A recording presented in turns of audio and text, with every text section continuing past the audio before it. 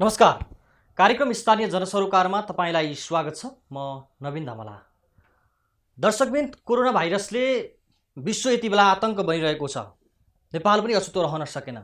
यो विषम परिस्थितिमा मुलुकमा रहेका तिनै तहका सरकार कोरोना नियन्त्रणका लागि परिरहेका छन्। आज हामी कार्यक्रममा काठमाडौँ महानगरपालिका संघीय राजधानी समेत रहेको काठमाडौँ महानगरपालिकाभित्र कोरोना नियन्त्रणका लागि भइरहेको पहल कदमीमा केन्द्रित रहेर बहस गर्नेछौँ। यसका लागि आज मसँग हुनुहुन्छ काठमाडौँ महानगरपालिका वडा नम्बर 15 का अध्यक्ष तथा काठमाडौँ महानगरपालिकाका प्रवक्ता ईश्वरमान डङ्गोल। कार्यक्रममा तपाईँलाई स्वागत छ। हस्, धन्यवाद। महामारीले विश्व आक्रान्त बनेको छ। अहिले संघीय राजधानी समेत रहेको काठमाडौँ उपत्यकाभित्र ठुलो सङ्क्रमितको सङ्ख्या दिन प्रतिदिन वृद्धि भइरहेको छ। यो अवस्थामा महानगर के गरिरहेको छ बताइदिनुहोस् न। हामी सबैलाई थाहा छ कि विश्वमा मानवप्रति यो ठुलो सङ्कट आइरहेको छ। यो सङ्कटलाई समाधान गर्नको निम्ति विश्व नै जुटिरहेको अवस्था छ। त्यसको साथसाथै काठमाडौँ नेपाल, जुन नेपालमा पनि यो एकदमै आक्रामक रूपमा चाहिँ कोरोना भाइरस आइरहेको सन्दर्भमा काठमाडौँ महानगरपालिका यो सङ्घीय राजधानी हैन, त्यो भएर सबै चाहिँ के भन्दाखेरि 77 जिल्लाकै मान्छे काम विशेष भनौँ, विभिन्न विशेष कामले चाहिँ आउने गर्दाखेरि हामी पनि एकदमै यो कोरोना तीव्र गतिमा हाम्रो काठमाडौँमा बजिरहेको अवस्था छ। अहिले काठमाडौँ महानगरमा यो चाहिँ सुरुमा हामीले चाहिँ पहिलो कोरोनाको लहरमा पनि हामी महानगरपालिका स्थानीय सरकार यसको लागि चाहिँ धेरै काममा हामी जुटेका छौँ। र अहिले जुन दोस्रो लहर जुन सङ्क्रमण अहिले चाहिँ तीव्र गतिमा बजिरहेको छ, यसमा पनि हामीले विभिन्न कामहरू हामीले गरिरहेछौँ हैन। यो चाहिँ आजभन्दा 1 वर्ष अगाडि नै हामीले चाहिँ अनुमान गरेका थियौँ महानगरपालिकाले, अब यो दोस्रो लहर कोरोना चाहिँ सङ्क्रमण भयो भने अक्सिजनको अभाव हुन्छ। त्यसकारण चाहिँ हामीले चाहिँ यो अक्सिजन प्लान्ट बनाउनु पर्छ भनेर त्यो बेलामा महानगरले सोच बनाएर गङ्गालाल हृदय चाहिँ यो चाहिँ अस्पताल महाराजगञ्जको जुन यो बाँसबारीको चाहिँ अस्पताललाई यो चाहिँ अक्सिजन प्लान्ट बनाउनको निम्ति हामीले करिब 3 करोड जति सहयोग गरेका छौँ। अहिले चाहिँ के भन्दाखेरि 125-30 सिलिन्डर त्यहाँ उत्पादन भइरहेको छ। त्यस्तै त्यो बेलामा पनि हामीले त्यसको लगतै हामीले चाहिँ कान्ति बाल अस्पताललाई पनि 2 करोड चाहिँ हामीले अक्सिजन प्लान्ट बनाउनको लागि सहयोग गरेका थियौँ। त्यहाँ पनि अब चाहिँ यो चाहिँ मिसिनहरू फिट हुँदैछ।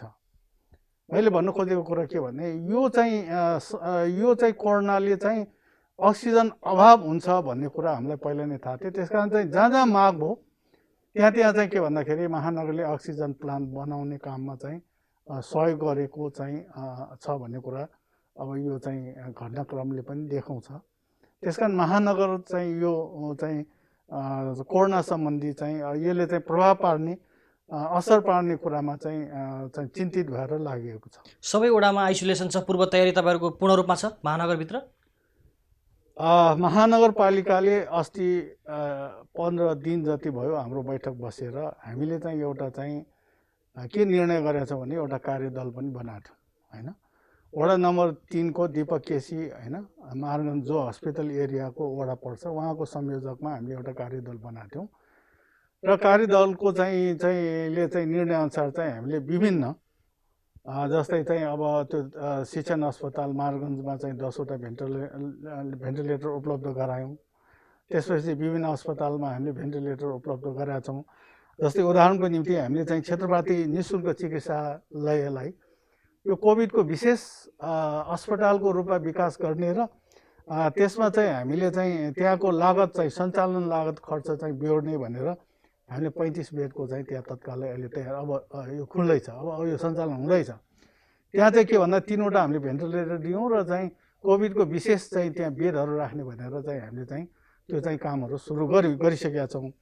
त्यस्तै वीर अस्पतालमा आएर चाहिँ के भन्दा यो 15 ठाउँ चाहिँ भेन्टिलेटर उपलब्ध गरायौँ। त्यसपछि यो 50वटा चाहिँ हामीले चाहिँ मोनिटरहरू दियौँ हैन। त्यस्तै अब निजामती कर्मचारी अस्पतालमा पनि त्यस्तै चाहिँ इक्विपमेन्टहरू हामीले चाहिँ हैन सामग्री दिएका छौँ। त्यस्तै महेन्द्र यो चाहिँ नारायण निधि चाहिँ मेमोरियल हस्पिटलमा चाहिँ 2 ठाउँ भेन्टिलेटर उपलब्ध गरायौँ। त्यसपछि हेल्पिङ यो ह्यान्स समुदाय अस्पतालमा 2 ठाउँ, त्यसपछि काठमाडौँ मोडेल अस्पताल 2 ठाउँ, शहीद गङ्गालाल चाहिँ त्यहाँ पनि हामीले 3वटा चाहिँ हामीले उपलब्ध गराएका छौँ। शुक्रराज तर्पिक तथा सर्वरोग अस्पतालमा हामीले चाहिँ त्यहाँ किटहरू टेस्ट किटहरू चाहिँ हामीले चाहिँ 10,000 उपलब्ध गराएका छौँ भने त्यहाँ स्टाफ अब्जर्भेसनको लागि चाहिँ स्टाफलाई चाहिने खर्च हामीले उपलब्ध गराएका छौँ। यसरी चाहिँ हामीले चाहिँ अब त्यस्तै अर्को पनि हामीले चाहिँ नेपाल कोरियन चाहिँ यो अस्पताल भनेर चाहिँ यो ठिमी नगरपालिकामा छ होइन, त्यहाँ पनि हामीले चाहिँ अब 3 ठाउँ भेन्टिलेटर उपलब्ध गरायौँ। यसरी चाहिँ हामीले चाहिँ विभिन्न चाहिँ अब यो सञ्चालन भएको हस्पिटललाई चाहिँ आवश्यक इक्विपमेन्टहरू हामीले दिएछौँ भने अब वडामा चाहिँ के भन्दा चाहिँ यो आइसोलेसन वार्डहरू सञ्चालन गर्ने भनेर चाहिँ हामीले निर्णय गरेका छौँ। त्यसको लागि चाहिँ हाम्रो चाहिँ 18 वडामा यो आयुर्वेदिक हस्पिटल छ, त्यहाँ चाहिँ अक्सिजन सहित चाहिँ हामीले तत्कालै 25 बेड सञ्चालन गर्ने र 50 बेडसम्म चाहिँ सञ्चालन गर्ने भनेर त्यो भोलि चाहिँ त्यहाँ चाहिँ ओपनिङ हुँदैछ नरडेबीमा। अर्को कुरो चाहिँ हामीले चाहिँ गोर्खा हस्पिटल जो 17 वडामा थियो त्यो ठाउँको लागि चाहिँ हामीले चाहिँ महानगर वडा अरू सङ्घ संस्था मिलेर चाहिँ हामीले त्यहाँ पनि 50 बेडसम्मको चाहिँ आइसोलेसन चाहिँ अक्सिजन सहित भनेर चाहिँ भनेका छौँ भने अर्को चाहिँ हामीले चाहिँ अब तपाईँलाई थाहा छँदैछ यो चाहिँ राधा स्वामी भनेर चाहिँ यो सामाखुसीमा पर्छ होइन, त्यहाँ तत्कालीको लागि चाहिँ हामीले चाहिँ यो अक्सिजन चाहिँको लागि चाहिँ 88 बेड र चाहिँ साधारण बेड चाहिँ 96वटा चाहिँ हामीले चाहिँ त्यहाँ चाहिँ अब भोलि पर्सिबाटै सुरु हुन्छ होइन। यसरी हामीले यो कोरोनालाई न्यूनीकरण गर्न नियन्त्रण गर्न गर्नको लागि चाहिँ कमसेकम चाहिँ के भन्दा अहिले हस्पिटलको चाप किन बढ्यो भन्दा आइसोलेसन वार्डहरू भएन होइन, प्रारम्भिक चरण त त्यहाँ चाहिँ ट्रिटमेन्ट हुनु पर्यो नि त, त्यहाँ चाहिँ हुन नसक्ने चाहिँ ट्रिटमेन्ट पो हस्पिटल पठाउने। अहिले सबै चाहिँ के भन्दा सामान्य उपचार गर्नका लागि पनि सबै नागरिक अस्पताल पुगेको कारणले आँटिएको कारणले, किनभने अहिले त आँटिएछ मान्छे एकदम आक्रोशित छ। तर धेरै बिरामीहरू त कोरोनाकै कारण ज्यान गुमाइसके धेरै बिरामीहरूले महानगरले चाहिँ तपाईँको यति पूर्व तयारी अप्नाएको छ, महानगरभित्र पनि धेरै तपाईँको झन्डै 400को हाराहारीमा नागरिकहरूको मृत्यु भइसकेको छ। हजुर, अक्सिजनको अभावको कारणमा नागरिक पनि मरेका छन् नि त नि कोरोनाको कारणले। होइन, अब त्यो चाहिँ किनभने हामीले पूर्व तयारी त गऱ्यौँ होइन, जुन चाहिँ यो हाम्रो बानी के छ भने हाम्रो पनि बानी भनौँ न, दोष अरूलाई किन दिने, हाम्रो बानी के छ भन्दा हामीलाई 18 नपरेसम्म घरमै चाहिँ बसिरहने, यो म पोजिटिभ भयो पनि नभन्ने, कमसेकम स्थानीय सरकार छ, महानगर छ, वडा कार्यालय छ, अरू निकायहरू छ, कमसेकम मलाई पोजिटिभ भएछ म के गरौँ भनेर चाहिँ सल्लाह हुनु पर्थ्यो नि। अथवा चाहिँ त्यो रोगहरू चाहिँ हामीले लुकाएर राख्ने, हामीले चाहिँ के भन्दा जानकारी प्राप्त भइसके पनि फोन गरे पनि ऊ चाहिँ सामान्य जस्तो गरिबस्छ, उसलाई चाहिँ पोजिटिभै नभए जस्तो होइन, म ठिक छु भन्छ। अनि मैले भने हामीले कुरा गर्दाखेरि तपाईँ ठिक त हुनुहुन्छ, श्वास प्रश्वास कस्तो छ भन्दाखेरि कसले तपाईँलाई यस्तो भन्यो भनेर अनि चाहिँ ऊ आक्रोशित हुने होइन। अनि अन्तिम अवस्था हुँदै नभइसकेपछि लौ न मलाई हस्पिटल पुऱ्याइदिनु पऱ्यो, हस्पिटलको आइसियु खोजिदिनु पऱ्यो भन्ने कुरा हाम्रो पनि त कमजोरी छ नि त। सुरुमै चाहिँ के भन्दाखेरि हामीले त भनिहाल्यौँ आइसोलेसन अथवा सुरु नै चाहिँ छलफल गर्ने, समन्वय गर्ने, एक आपसमा चाहिँ यो विषयमा चाहिँ जानकारी गराउने सम्बन्धित निकायले यो गरेको भए सायद त्यो अवस्थामा नपुग्थ्यो होला। नागरिक बिरामी भएपछि सबै नागरिक चाहिँ तपाईँहरूसँग दक्ष जनशक्ति छ, तपाईँहरूको आइसोलेसनमा नागरिक गरेर बस्ने बित्तिकै तपाईँको उपचार गर्न सक्ने जनशक्ति छ अहिले सबै आइसोलेसनमा? हामीसँग जनशक्ति सीमित छ, त्यो म्याक्सिमम चाहिँ हामीले त्यो जनशक्तिलाई प्रयोग गर्न खोजिरहेको छौँ। हामीले चाहिँ त्यही जनशक्तिलाई चाहिँ हामीले चाहिँ पिसिआर टेस्टको लागि चाहिँ कन्ट्याक्ट ट्रेसिङको लागि चाहिँ प्रयोग गरिरहेछौँ। त्यही जनशक्ति छ चाहिँ खोपको लागि चाहिँ अहिले भ्याक्सिनको लागि प्रयोग गरिरहेका छौँ। त्यही जनशक्ति छ चाहिँ के भन्दाखेरि सचेतना कार्यक्रमको लागि गरिरहेका छौँ। त्यही जनशक्ति चाहिँ हामीले चाहिँ विभिन्न चाहिँ आइसोलेसनहरूमा चाहिँ अनुगमन गर्ने, रेखदेख गर्ने कामहरू गरिरहेछौँ। तर चाहिँ के भन्दा सीमित जनसङ्ख्याले म्याक्सिमम चाहिँ हामीले चाहिँ कामहरू गरिरहेछौँ। तर अब जहाँसम्म लाग्छ अब हामीले पनि जनशक्ति होइन वृद्धि गर्नुपर्छ, बढाउनुपर्छ भनेर हामीले चाहिँ अब लागिरहेको छौँ। के भने यो अवस्थामा समस्या छ, मान्छे भन्न साथ पाउँदैनौँ, अप्ठ्यारो छ, आउँदैन, काम गर्न मान्दैन। त्यस कारण चाहिँ के भन्दा अब मैले भन्नु खोजेको यहाँ सबैले चाहिँ के भन्दाखेरि दयाको भावना चाहिँ राख्नु पर्यो। सबैले दयाको भाव राखेर चाहिँ हामी काम गऱ्यौँ भने हामी कोरोनालाई जित्न सक्छौँ होइन। अब लोभको भावनाले काम गर्यो भने चाहिँ सायद समस्या चाहिँ आउन सक्छ। नागरिकले गुनासो गर्छन् जनशक्ति बिनाको आइसोलेसनमा हामी गएर बस्न सक्दैनौँ, दक्ष जनशक्ति बिना हामी जो उपचार चाहिँ नभएको कारणले हामी जान सक्दैनौँ, हामी अस्पताल जान बाध्य छौँ भनेर नागरिक गुनासो गर्छन्। स्थानीय सरकारको तयारी त अर्थविहीन रह्यो नि। अहिले चाहिँ हामीले चाहिँ आइसोलेसन जहाँ जहाँ खोलेका छौँ त्यहाँ चाहिँ दक्ष जनशक्ति नै छ। तपाईँ भन्नुहोस् आनकुटी आइसोलेसन भनेर 50 बेडको चाहिँ आनकुटी स्कुल जो चाहिँ के भन्दाखेरि काम प्रयोग स्कुललाई प्रयोग नभएको ठाउँमा चाहिँ त्यहाँको हाम्रो चाहिँ त्यो क्षेत्रका माननीय जीवराम श्रेष्ठको चाहिँ पूर्वाधार कोषबाट त्यो निर्माण गरेर अहिले 50 बेड त्यहाँ बनाउँदैछौँ। त्यहाँ चाहिँ के भन्दाखेरि 24 घन्टा सिस्टर छ, 24 घन्टा डाक्टर छ। त्यो चाहिँ के भन्दाखेरि हामी त्यहाँ औषधि चाहिँ तत्काल राखेका छौँ, अक्सिजन चाहिँ एक्स्ट्रा राखेका छौँ, सबै चाहिँ हामीले सुविधा राखेर त्यहाँ गरेका छौँ। त्यस्तै अब चाहिँ नरदेवी चाहिँ जो चाहिँ आयुर्वेदिकमा चाहिँ अब भोलिदेखि सुरु हुने त्यहाँ पनि अक्सिजन सहितको चाहिँ हामीले आइसोलेसन बनाएको छौँ। त्यस्तै क्षेत्रपातीमा चाहिँ सञ्चालित छ, त्यहाँ पनि त्यही छ होइन। त्यो चाहिँ निःशुल्क क्षेत्रपाती चाहिँ अस्पताल भयो, अनि फेरि गोर्खा चाहिँ पहिलाको गोर्खा अस्पतालमा अहिले आइसोलेसन बनाएको छ। त्यस्तै बानेश्वर 10 वडाको चाहिँ आइसोलेसनमा पनि चाहिँ हामीले चाहिँ यो रत्न राज्यमा खोलेको छ। त्यस्तै विभिन्न ठाउँमा चाहिँ हामीले चाहिँ मैले 17 वडा भयो, अनि त्यसपछि आएर होइन यो जैन कमल पोखरीमा पनि हामीले चाहिँ 50 बेडको आइसोलेसन खोलेका छौँ अक्सिजन सहित। अहिले चाहिँ जे चाहिँ के भन्दाखेरि समस्या छ त्यो समस्या समाधान हुने गरी हामीले चाहिँ आइसोलेसन खोलेका छौँ। त्यसकारण ढुक्कका साथ चाहिँ के भन्दा मलाई पोजिटिभ भयो भने म सिधै आइसोलेसनमा जानुपर्छ अहिले, किनभने 2-4 दिनमा त्यो बदलिन सक्छ, ठेगान छैन के हुन्छ। आज देखेको मान्छे भोलि चाहिँ भत्त मरिरहेको अवस्थामा हामी चाहिँ के भन्दा म घरमै ठिक हुन्छु, घरमै बस्छु होइन। अब त्यहाँ गयो भने चाहिँ समाजले के भन्ने होला, अथवा चाहिँ मलाई चाहिँ परिवारले चाहिँ सहयोग पारिवारिक समस्या नआउने होला भनेर चाहिँ जुन ठानेछ, त्यही कारणले चाहिँ महानगरले अहिले पारिवारिक वातावरण हुने गरी दक्ष जनशक्ति राख्ने गरी होइन, सबै चाहिँ स्वास्थ्य कर्मीहरू हुने गरी र त्यहाँका चाहिँ आवश्यक पर्यो भने अक्सिजन सहितको व्यवस्था हुने गरी हामीले विभिन्न ठाउँमा चाहिँ अब आइसोलेसन खोलेका छौँ। त्यसकारण अब महानगरपालिकाका नागरिकहरू ढुक्क भए हुन्छ। मलाई पोजिटिभ देख्न साथ आइसोलेसनमा गएर बस्नु पर्यो। ठिक छ, तपाईँसँग फेरि आउँछु। दर्शकवृन्द, अहिलेको लागि पनि छोटो विश्राम।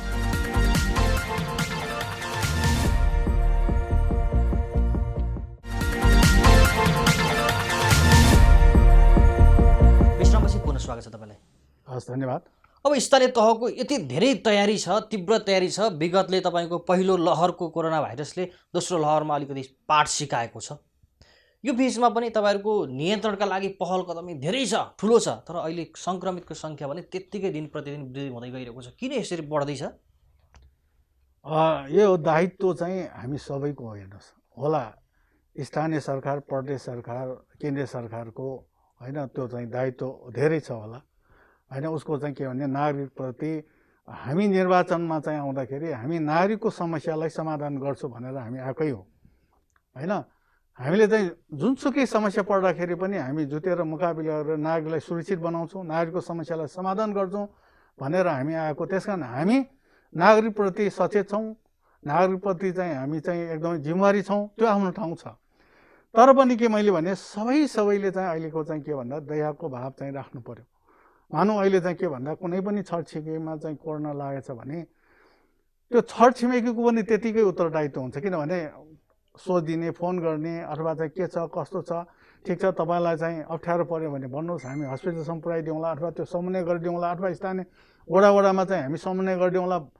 यति मात्र शब्द चाहिँ हामीले बोले पनि उहाँहरूको लागि चाहिँ एकदमै सहजता हुन्छ होइन। त्यसकारण चाहिँ मैले भन्नु खोज्दा जसले चाहिँ जे सक्छ, शब्दले सक्छ कि होइन, सुझावले सक्छ कि, जसले जे सक्छ त्यो चाहिँ के भन्दाखेरि दयाको भावनाले हामीले चाहिँ छलफल चलायो, अथवा चाहिँ जो चाहिँ पोजिटिभ लागेको छ उहाँहरूलाई चाहिँ भनौँ न सङ्क्रमित व्यक्तिलाई चाहिँ यदि चाहिँ यो छलफल चलाउने भनिदिने हो भने सहज तरिकाले यसको समाधान हुन्छ। अनि मैले भन्न खोजेको तपाईँहरूले जनचेतनाका लागि पनि त्यत्तिकै खर्च गर्नुभएको छ। कोरोना नियन्त्रणको लागि आइसोलेसन बनाउनेदेखि लिएर जनशक्तिको तपाईँको चाहिँ सङ्कलन, जनशक्तिलाई चाहिँ ठाउँमा राख्नेदेखि लिएर सबै ठाउँ गर्नुभएको छ। तर अहिले सङ्क्रमितको सङ्ख्या दिन प्रतिदिन बढिरहेको छ। आज भनौँ भोलि भनौँ सङ्क्रमितको सङ्ख्या पनि बढिरहेछ, मृत्युदर पनि बढिरहेछ। यो चाहिँ किन छ? यो समस्या किन आयो? यो समस्या भनेको मैले भनिहालेँ, मानौँ कि एउटा परिवारमा हामीले त कन्ट्याक्ट ट्रेसिङ त गरिरहेछौँ, हो। हप्तै दिन चाहिँ 8 दिन चाहिँ सञ्चालन भइरहेछौँ विभिन्न वडामा, होइन। मानौँ कि एउटा परिवारमा एउटा सङ्क्रमित भेट्यो भने त्यो चाहिँ के भन्दाखेरि सुरक्षित तौरले चाहिँ त्यो चाहिँ जानु पर्यो, सुरक्षित बसिदिनु पर्यो। हाम्रो एउटा चलन के छ भन्दाखेरि घरमै बस्ने माया दया त छ नि त, यस्तो भयो ढाड दुख्यो कि यता दुख्यो भनेर चाहिँ यस्तो अब जनस्वास्थ्यको मापदण्ड प्रयोग नगरिकन त्यो छुइदिने, अनि जो चाहिँ एकजना भयो त्यसमा 2-3जनालाई सम्झ्यो सर्यो, फेरि त्यो 2-3जना कहाँ गयो भने समुदायमा गयो, समुदाय पनि किलमेल भयो, यता भयो उता भयो, त्यो चाहिँ मिल्दैन। अनि फेरि त्यसले चाहिँ अर्को भयो भनेपछि हामीले यो सङ्क्रमित चाहिँ भएको कारण के भने एकजनालाई हामी चाहिँ हुनासाथ म चाहिँ सुरक्षित तौरले बस्दिनुपर्छ, अथवा स्थानीय सरकारले अथवा चाहिँ कुनै चाहिँ त्यस्तो निकायले गरेको चाहिँ आइसोलेसनमा म बस्दिनुपर्छ भन्ने चाहिँ के भन्दा यो विचार नआइकन यो समाधान हुँदैन। नागरिक आफै सचेत बन्नुपर्छ र मात्रै कोरोना भाइरसको नियन्त्रण हुन्छ। होइन, नागरिक त सचेत बन्नै पर्छ, हो, होइन, सचेत बन्नै पर्छ। त्यो सचेत नबनिकन जे नागरिक सचेत नगरिकन सरकारले म गर्छु भनेर हुँदैन। सचेत बन्नु पर्यो, त्यसको चाहिँ के भन्दा सचेत चाहिँ पार्नु पर्यो र बन्नु पर्यो, त्यसपछि व्यवस्था त स्थानीय सरकारले नै गर्नु पर्यो नि त। जस्तै मैले भने आइसोलेसनको व्यवस्था त हामीले गरेका छौँ, आएर बसिदिनुहोस्। अहिले त के भन्दाखेरि 400-500 हामीले आइसोलेसन तयार गरिसकेका छौँ, खाली छ, आएर बसिदिनुहोस्। 14 दिन बस्दिने हो बाबा, 14 दिन बसिसकेपछि त ऊ त 14 दिनपछि त सार्न सक्दैन भनिसकेपछि यसरी चाहिँ के भने हामीले चाहिँ यो चाहिँ सम्बन्ध विच्छेद, समुदायसँग चाहिँ सम्बन्ध विच्छेद नभइकन यो घुलमिल भएर चाहिँ समाधान हुँदैन। अब महानगरपालिकाले सञ्चालन गरेको आइसोलेसनमा कति नागरिकहरू बस्छन्, अहिले कति कोरोनाका बिरामीहरू बस्छन्? अब चाहिँ यो चाहिँ हामीले चाहिँ चेतनामूलक कार्यक्रम गरिरहेछौँ। अहिले चाहिँ अहिलेको ट्रेन्ड हेर्ने हो भने अब चाहिँ आइसोलेसनमा हामी बस्नुपर्छ भन्ने ट्रेन्ड जागेको छ, जसको कारणले चाहिँ 8-10जना चाहिँ दिनको चाहिँ फोन चाहिँ आइरहेछ।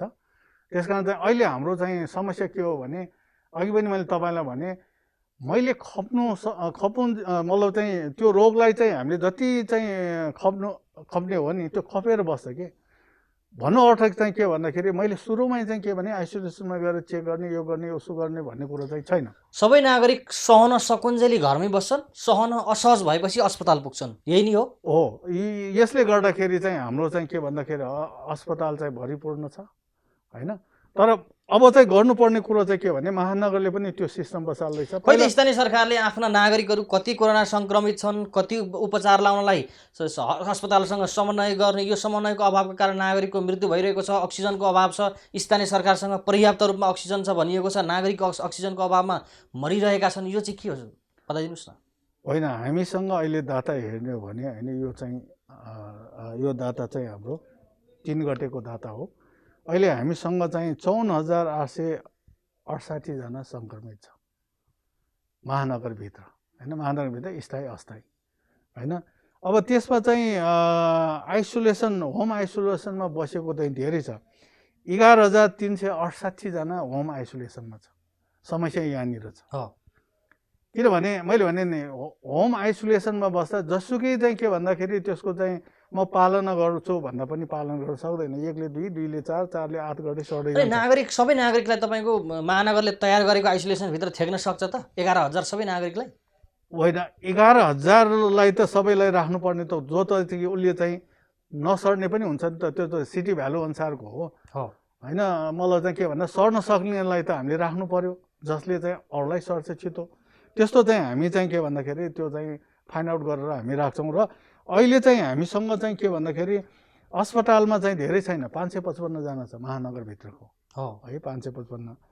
त्यसपछि चाहिँ के भन्दाखेरि अब यसको चाहिँ संस्थागत आइसोलेसनमा कति छ भन्दा 118 जना मात्र छ संस्थागतमा। यसको भोल्युम चाहिँ बढ्नुपर्ने हो, यो घटिरहेछ, होइन। त्यस कारणले पनि हस्पिटललाई चाहिँ अप्ठ्यारो परिरहेछ। अनि अर्को कुरा चाहिँ अहिले चाहिँ हाम्रो यहाँ चाहिँ सक्रिय सङ्क्रमित चाहिँ के भन्दाखेरि 12,041 छ, 12,041, होइन, अलि सक्रिय लक्षण देखा परेको, होइन। अनि अब हाम्रो चाहिँ मृत्यु दर चाहिँ कति छ भन्दाखेरि अहिलेसम्मको यो सुरुदेखिको है, अहिले मात्र होइन, सुरुदेखिको चाहिँ पहिलाको लकडाउनदेखिको कोरोना जुन चाहिँ भाइरस छिर्यो त्यो बेलाको रिकर्ड हो, अहिलेसम्म 371 जना चाहिँ मृत्यु भएको चाहिँ छ है कोरोनाका कारण कोरोना कारणले। अनि हामीले चाहिँ कन्ट्याक्ट ट्रेसिङ पिसिआर भनेर कति गरेका छौँ भन्दाखेरि 61,082 जनालाई हामीले गऱ्यौँ अहिलेसम्म। त्यो 3 गतेको सम्म चाहिँ हामीले चाहिँ कन्ट्याक्ट ट्रेसिङ चाहिँ जो पोजिटिभसँग सम्पर्क छ नि त अथवा लक्षण देखा परेको जस्तो ज्वरो आएको छ कोही होइन गन्ध थाहा छैन। अब महानगरले त तयारी यति धेरै गरिरहेको छ, स्थानीय सरकार नागरिकको सबैभन्दा नजिकको सरकार हो। अब सङ्घीय राजधानी समेत रहेको काठमाडौँ महानगरपालिका सबैको ध्यान जान्छ यहाँ। सङ्घ र प्रदेशको कस्तो साथ मिलेको छ तपाईँहरूलाई बताइदिनुहोस् त। हामीले चाहिँ के भन्दाखेरि गर्ने त सङ्घ र प्रदेशसँगै सहकार्य गरेर गर्ने हो होइन। तर चाहिँ के भन्दाखेरि हामीले चाहिँ के भन्यो भने हामीले गर्न सक्ने जति हामी गर्छौँ, हाम्रो क्षमतालाई भ्यासम्म हामी गर्छौँ। यो क्षमता चाहिँ हामीसँग जति छ त्यो क्षमता हामी गर्छौँ, त्योभन्दा बढी प्रदेश र सङ्घीय सरकारले सहयोग गर्नुहोस् भनेको छौँ। यदि हामीले भ्याएन भने त गर्नु पर्यो, अथवा सङ्घीय सरकारले गरेको ठाउँमा हामी सहयोग गर्छौँ, प्रदेश सरकारले गरेको ठाउँमा हामी गर्छौँ, हामीले गरेको ठाउँमा चाहिँ स्थानीय चाहिँ सरकारलाई उहाँले गर्नु पर्यो। यो समन्वय चाहिँ छ, समन्वयले काम त गरिरहेछ, जति हुनुपर्ने त्यो चाहिँ समन्वय चाहिँ भइरहेको अवस्था चाहिँ छैन। माथिल्लो सरकारको साथ सहयोग तपाईँहरूलाई पर्याप्त रूपमा आवश्यकता छ, तर पाउनु भएको छैन अहिले। पर्याप्त रूपमा आवश्यक छ र चाहिँ हामीले पनि गर्नुपर्छ। हामीलाई साथ छैन भनेर हामी सहयोग नगर्ने भन्ने कुरा होइन। जस्तै अब यो राधे स्वामी भनेको चाहिँ यो होइन, अब मतलब चाहिँ केन्द्रीय लेभलले सञ्चालन गरेको चाहिँ त्यो आइसोलेसन हो, त्यसमा हामीले चाहिँ सहयोग चाहिँ हामीले चाहिँ सबै सहयोग हामीले गर्छौँ भनेको छ।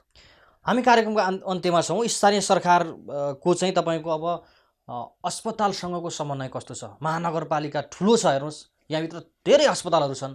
नागरिकले अस्पतालको अभावका कारण ज्यान गुमाउनु पर्ने बाध्यात्मक परिस्थिति आइरहेको छ अहिले, अक्सिजनको अभावको कारण। अब महानगरको पहल कदमी कस्तो हुन्छ, कसरी अझ तयारीमा जानुहुन्छ र समन्वय कस्तो बताउनुहोस् त। महानगरपालिकाले सबै अस्पतालमा समन्वय गरेर अगाडि बढेको अवस्था छ। तर यति हुँदा पनि के भन्दाखेरि बिरामी हाम्रो नागरिकहरू एकदमै अप्ठ्यारोमा छ, हेर्नुहोस् एकदमै समस्यामा छ, एकदमै अप्ठ्यारो छ। मैले भनिहालेँ कि चाहिँ के भन्दा एउटा परिवार 4 जना छ भने बाउ चाहिँ एउटा हस्पिटलमा, आमा एउटा हस्पिटलमा, छोराहरू चाहिँ त्यही घरमा चाहिँ लडिएको अवस्था छ, हेर्ने कोही पनि छैन होइन। त्यसकारण चाहिँ हस्पिटलको कुरा गर्न साथ चाहिँ हस्पिटल चाहिँ एम्बुलेन्स डाक्यो भने चाहिँ हामीले पनि कति डाकिदिएका छौँ। एम्बुलेन्स डाक्यो भने तपाईँ पहिला हस्पिटलको चाहिँ एउटा चाहिँ पहिला चाहिँ त्यहाँको चाहिँ सिट छ छैन त्यो चाहिँ पहिला ठेगान लगाउनुहोस् भनेर भन्नुहुन्छ। ठेगान लगाइसकेपछि मात्र हामी चाहिँ बिरामी लिन आउँछौँ भन्ने छ। त्यहाँ चाहिँ के भन्दा अक्सिजनको अभावले विभिन्न कारणले मान्छे छटपटिरहेको छ। त्यसकारण चाहिँ हाम्रो अनुरोध चाहिँ महानगरको के छ भने हस्पिटल चाहिँ खाली भए पनि नभए पनि होला, हस्पिटललाई पनि समस्या छ, लोड धेरै छ, अप्ठ्यारो छ। यति हुँदाहुँदै पनि चाहिँ के भन्दाखेरि अस्पतालहरूले के भनिदिनु पर्यो भन्दाखेरि ल्याउनुहोस्, हामी जहाँसुकै राखेर भए पनि ट्रिटमेन्ट गर्छौँ।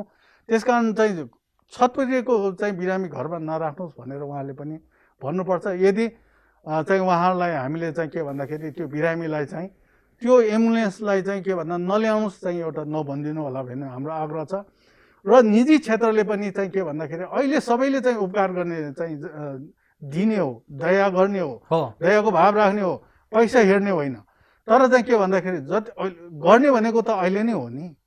अब यो सङ्कटमा नगयो भने कहिले गर्ने? मानवलाई सहयोग गर्ने हो भने यो अवस्थामा गर्नु पर्यो। त्यसकारण निजी हस्पिटलले पनि के भनिदिनु पर्यो भने ल्याउनुहोस्, हामी जति चाहिँ सहयोग गर्न सक्छौँ हामी हाम्रो भ्यासम्म हामी सहयोग गर्छौँ भनेर भन्नु पर्यो। पैसाको अहिले पैसा हेर्नु भएन, जीवन हो है, जीवन बाँच्यो भने पैसा त कति आउला। त्यसकारण सबै चाहिँ के भन्दा दया भावले परोपकारी काम चाहिँ गर्नु पर्यो। तर निजी हस्पिटलले पनि गर्नु पर्यो, सरकारी हस्पिटलले पनि ल्याउनुहोस्, हामी जसरी पनि म्यानेज गरौँला भनेर चाहिँ भन्नु पर्यो। त्यसकारण चाहिँ घरमा चाहिँ के भन्दा अब अक्सिजन नभएर छटपटिएको मान्छे, अनि हामी चाहिँ यो चाहिँ के भन्दा चाहिँ यो एम्बुलेन्स डाक्यो भने एम्बुलेन्स नमान्ने यस्तो पनि छ, किनभने हस्पिटलले लिँदैन। महानगरले पूर्व तयारीमा त एम्बुलेन्स पनि राखेको होला नि त नि।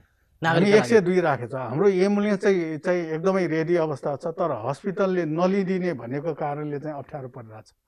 त्यसकारण हाम्रो आग्रह छ हस्पिटलले लिइदिनुहोस्। तपाईँको अहिले पनि चाहिँ के भन्दा आँगनमा चाहिँ होइन लबीमा जहाँ जहाँ राखेर अहिले चाहिँ ट्रिटमेन्ट गरिरहेछ त्यही अनुसार गरिदिनुहोस् होइन। अब त बाँच्नु पर्यो नि त, बाँच्नुको लागि त चाहिँ मैले सक्दिनँ त भन्नु भएन होइन। सबैले चाहिँ सहयोग गर्नु पर्यो। अब चाहिँ स्थानीय सरकारले के छ, अब डक्टरहरूले चाहिँ के गर्न सक्छ, सिस्टरहरूले के गर्न सक्छ होइन, नेपाली सेनाले के गर्न सक्छ? अब सबैको सहयोग त अहिले न हो आवश्यक परेको भनेपछि मैले भने निजी अस्पताल भयो सरकार सबैले चाहिँ के भने दयाको भाव राखेर परोपकारी भावना राखेर अगाडि बढ्दाखेरि चाहिँ यो हामी कोरोनासँग जित्न सक्छौँ। महानगरको थप तयारी के हुन्छ? मेरो अन्तिम प्रश्न तपाईँलाई।